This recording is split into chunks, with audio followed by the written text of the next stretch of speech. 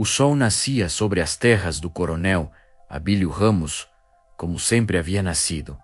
Devagar, pesado, como se até a luz tivesse medo de acordar aquele homem. O coronel era do tipo que media tudo em alqueires e sacas de café. Tinha o bigode grosso, os olhos pequenos e a voz do tamanho de um trovão. Os homens tiravam o chapéu quando ele passava, não por respeito, mas por medo. Havia uma diferença enorme entre as duas coisas, embora o coronel nunca tivesse aprendido a distingui-las. Sua filha, Beatriz, era diferente dele como a flor é diferente do espinho que a guarda. Tinha 22 anos, cabelos escuros e um jeito de rir que fazia os pássaros do terreiro levantarem voo de surpresa. Mas o que mais chamava a atenção nela não era a beleza, era a força, uma força quieta, que não gritava, mas que não cedia. Toda manhã, quando o pai ainda dormia, ela descia até a porteira do fundo da fazenda, de onde se podia ver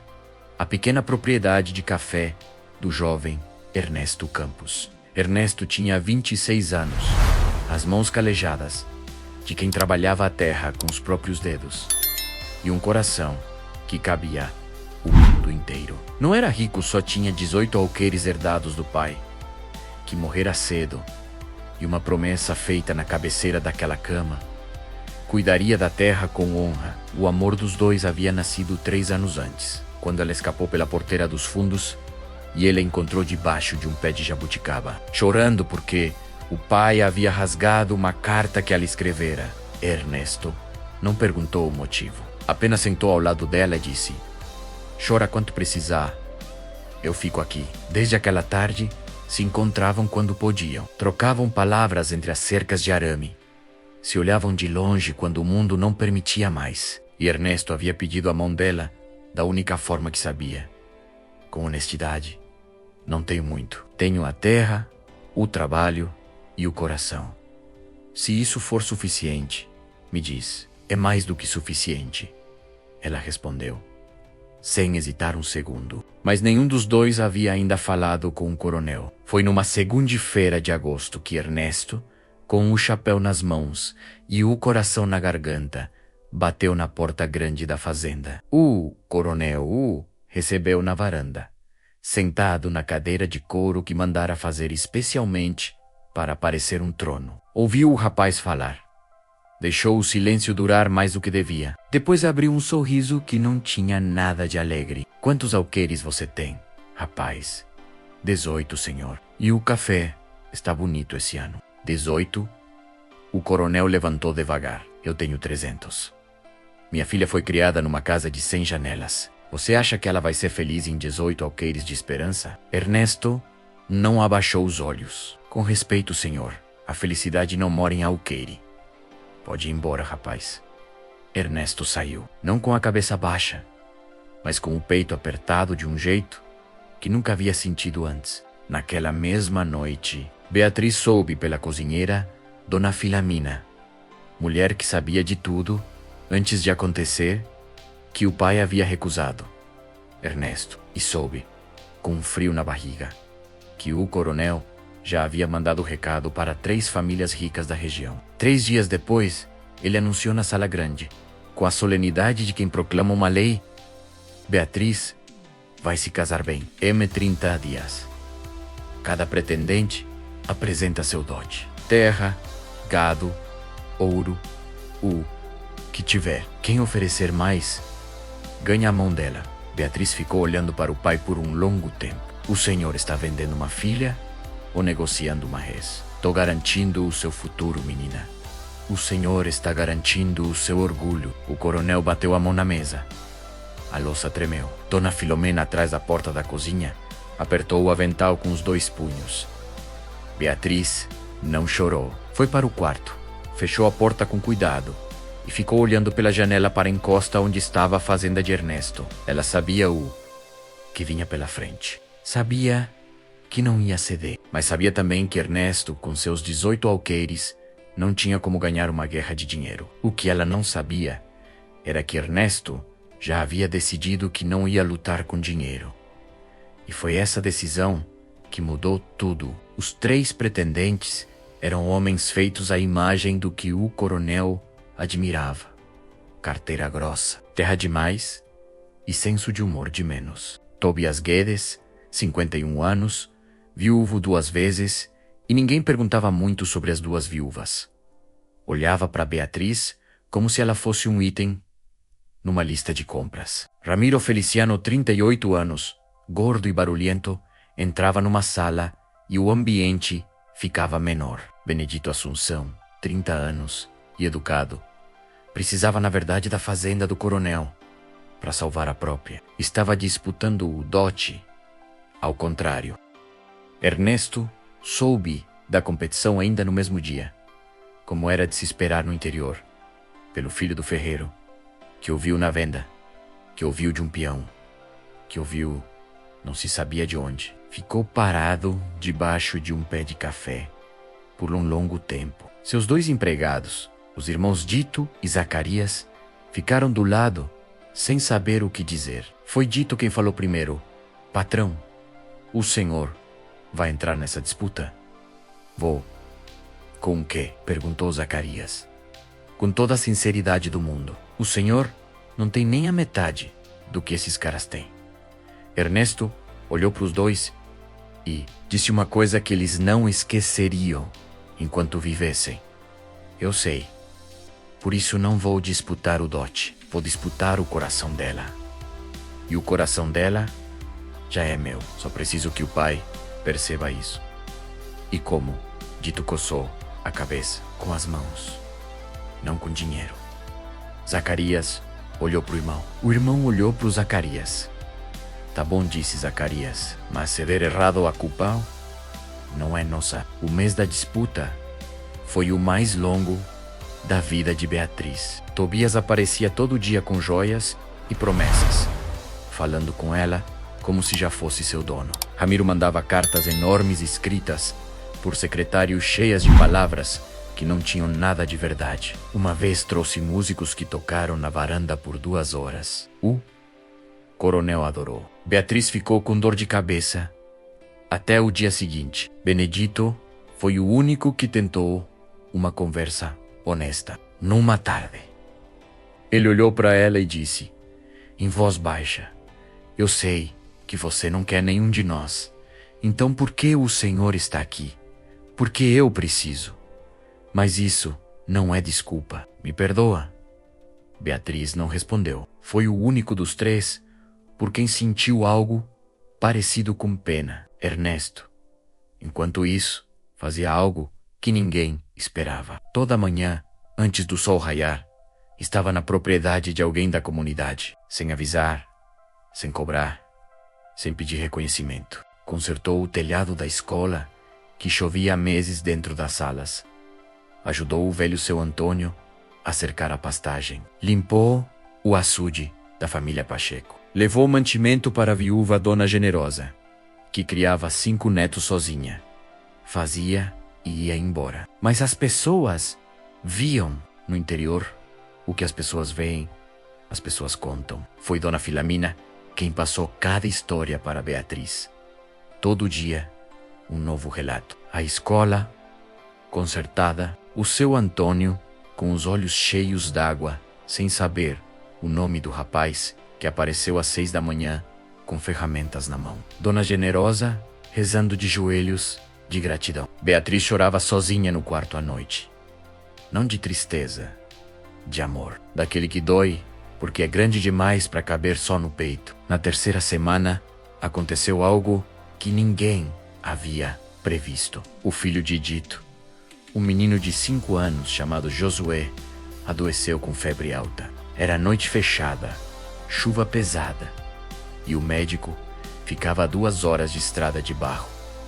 Ernesto não pensou 2 vezes. Montou no cavalo e saiu na chuva. Chegou à casa do doutor à meia-noite, encharcado do chapéu até a bota. O médico, um homem velho chamado Dr. Roque, cansado do mundo, abriu a porta com cara fechada. "Você tem dinheiro para pagar?" Ernesto enfiou a mão no bolso. Era pouco. O doutor fez um gesto de desprezo. Ernesto ficou parado por um segundo. Depois disse, com uma calma que cortava: Senhor, esse menino tem 5 anos e está com febre alta há horas. Se o Senhor não vier por dinheiro, venha por humanidade. E se não vier por nenhum dos dois, me diga agora para eu ir buscar outro médico, porque eu não vou embora sem ajuda.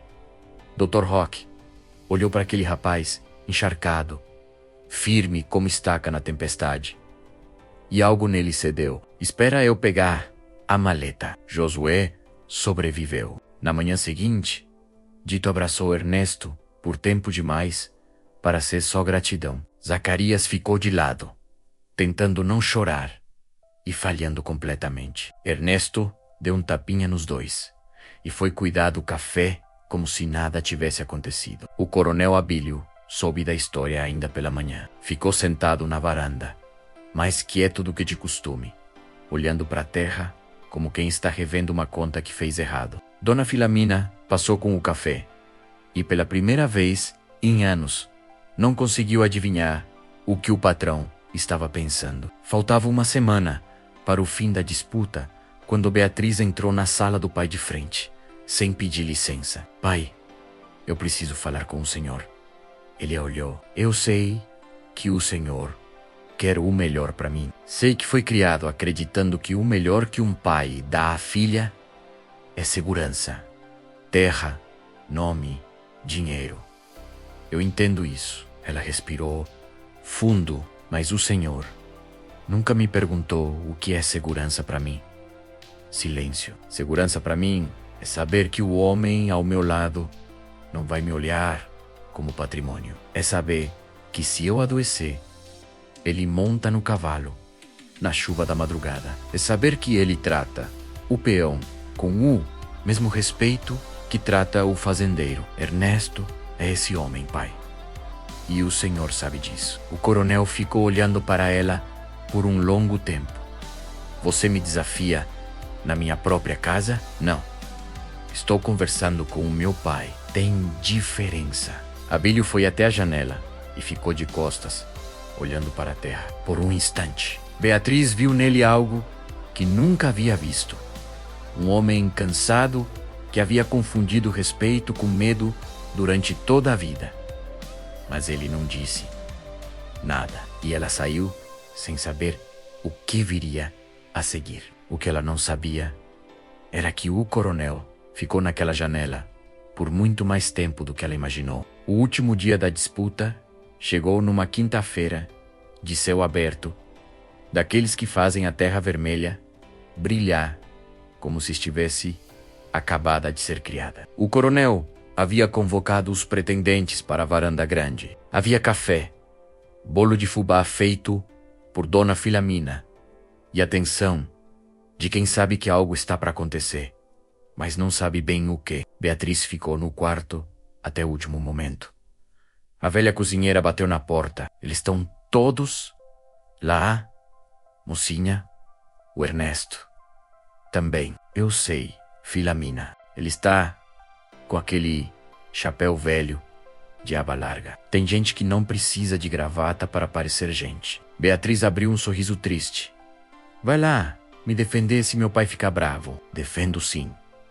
Com essa frigideira se precisar. Na varanda, os 3 pretendentes apresentaram seus dotes. Tobias colocou sobre a mesa 50 alqueires de terra, um envelope de ouro e uma lista de gado longa o suficiente para impressionar qualquer um. Falou como quem acha que a conversa já está encerrada. Ramiro apresentou escritura, joias e uma promessa barulhenta de casa nova. Sorriu o tempo todo, com um sorriso de quem treinou no espelho. Benedito colocou seus documentos em silêncio e disse apenas: "É tudo que tenho", e sentou. O coronel olhava satisfeito. Era exatamente a cena que havia imaginado. Então Ernesto se levantou. Não havia trazido envelope, escritura nem joia. Tinha nas mãos apenas um caderno velho, de capa azul desbotada, com as bordas amassadas de tanto ser aberto. Tobias bufou. Ramiro riu com a boca fechada. Alguns vizinhos trocaram olhares. O coronel franziu o senho. O que é isso, rapaz? É o meu dote, senhor? Um caderno? Sim. Ernesto abriu na primeira página com cuidado. como quem abre algo sagrado. Aqui estão anotados, dia por dia, todos os serviços que prestei nessa comunidade no último mês. Escola consertada, o açude limpo, cerca erguida, lenha cortada para a viúva generosa, uma noite na chuva para salvar uma criança. Não são alqueires, coronel, são os dias da minha vida. É o que tenho para dar e sempre vou ter isso para dar. O silêncio que se seguiu era do tipo que pesa, que ocupa o espaço e faz todo mundo ficar quieto sem saber por quê. Ernesto fechou o caderno e olhou direto para o coronel. O senhor quer dar sua filha a um homem que tem muito? Eu entendo. Mas vim perguntar outra coisa. O senhor quer dar sua filha a um homem que dá muito? Porque eu não sei acumular, mas sei dar. E vou dar tudo o que tenho, todos os dias da minha vida, para Beatriz e para qualquer filho que Deus nos der. Tobias se levantou com uma careta. Coronel, isso é brincadeira? Esse rapaz veio com um caderno velho competir com escritura de terra. Senta, Tobias. A voz do coronel estava diferente, mais quieta, mais funda. Abílio olhou para Ernesto, depois para os 3 pretendentes, depois para a porta da varanda, onde Beatriz estava parada, sem que ninguém tivesse percebido, com os olhos cheios d'água e o queixo firme. Pai e filha se olharam, e naquele olhar passou tudo. Os anos de silêncio, o orgulho dele, a coragem dela e a saudade enorme de uma relação que havia esquecido que ser afeto no meio de tanto poder. O coronel respirou fundo e disse, com uma voz que ninguém ali havia escutado antes, a voz de um pai de verdade: Beatriz, vem cá. Ela atravessou a varanda devagar. Você quer esse homem? Sim, pai. Tem certeza? Tenho mais certeza disso do que de qualquer outra coisa na minha vida. O coronel ficou em silêncio. Depois olhou para Ernesto. Rapaz, você tem 18 alqueires. Tenho, senhor. Eu tenho 300. Mas você fez em 30 dias o que eu não fiz em 30 anos nessa comunidade. Meu pai sempre disse que homem de valor é aquele que serve. Eu esqueci isso no caminho. Estendeu a mão para Ernesto. Você vai cuidar da minha filha? Ernesto apertou aquela mão com as duas. Com tudo que tenho e com tudo que sou, todos os dias da minha vida. Dona Filomena, na fresta da janela da cozinha, deixou escorrer um choro que tentou disfarçar num espirro que não enganou ninguém. Dito e Zacarias, encostados no portão sem convite, se abraçaram, sem vergonha. Zacarias tentou falar, não conseguiu. Dito nem tentou. Beatriz caminhou até Ernesto e ele não precisou de mais nenhuma cerimônia. O coronel ficou de pé vendo os dois e sentiu, pela primeira vez em muito tempo, talvez na vida inteira, um orgulho que não era de posse, era de pai. O casamento aconteceu 3 meses depois, numa manhã de céu tão azul que parecia criado especialmente para aquele dia. Não foi uma festa grandiosa, foi uma festa verdadeira, que é muito melhor. Tinha o bolo de fubá da Dona Filamina, feito com uma dedicação que rivalizava com a do coronel nos melhores dias. Tinha a sanfona do Dito, que tocava tão bem que as pessoas dançavam sem perceber que já estavam dançando. Tinha a alegria barulhenta do Zacarias, que dançou até não poder mais e tentou mais um pouco a si mesmo. No fim da festa, Ernesto se aproximou do sogro com 2 copos de limonada. Obrigado, senhor. Por quê? Eu quase fiz tudo errado, mas não fez. Ernesto sentou ao lado do velho, sem cerimônia. Isso conta muito. Você é teimoso demais. Sabia? Aprendi com quem tem cabeça dura também. Sogro, o coronel deu uma risada de verdade, daquelas que saem do fundo e surpreendem até quem está rindo. Os anos que se seguiram foram dos que a vida raramente dá de graça. Tiveram secas e pragas no café, noites de preocupação. Tiveram discussões que terminavam em abraços e momentos em que cada um olhou para o outro pensando: foi mais difícil do que imaginei. E aí, olharam de novo e pensaram: e eu ficaria de novo. O coronel Abílio foi visitar toda semana até o último ano de sua vida. E nas últimas conversas com a filha, sempre dizia: você foi mais corajosa do que eu, a vida toda. E ela respondia: sempre. O senhor também teve coragem, pai. Só que a sua chegou mais tarde.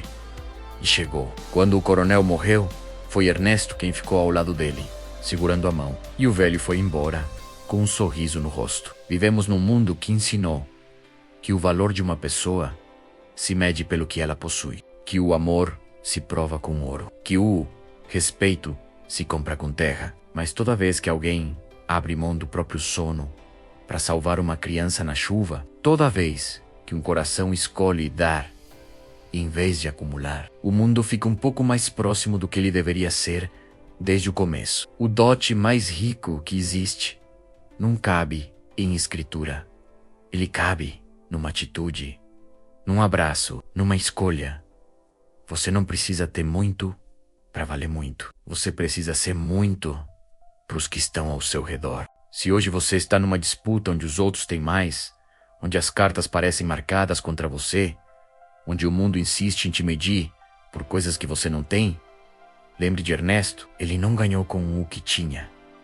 Ele ganhou com o que era. E lembre de Beatriz, que não se deixou ser vendida, mesmo quando o mundo tentou colocar um preço nela. E lembre do coronel, porque nunca é tarde demais para abrir a mão, abrir o coração e ser, de verdade, quem você deveria ter sido antes. O maior dote que existe é um par de mãos que trabalha, um coração que serve e a coragem de ficar quando ficar é difícil. Sergipe, essa história tocou o seu coração. Se inscreva no canal agora, ative o sininho e deixe nos comentários. Eu escolho dar minha mão, meu coração e o meu melhor todos os dias. Compartilhe com alguém que precisa ouvir hoje que o amor verdadeiro não tem preço, mas vale absolutamente tudo. Até a próxima história, com carinho e fé.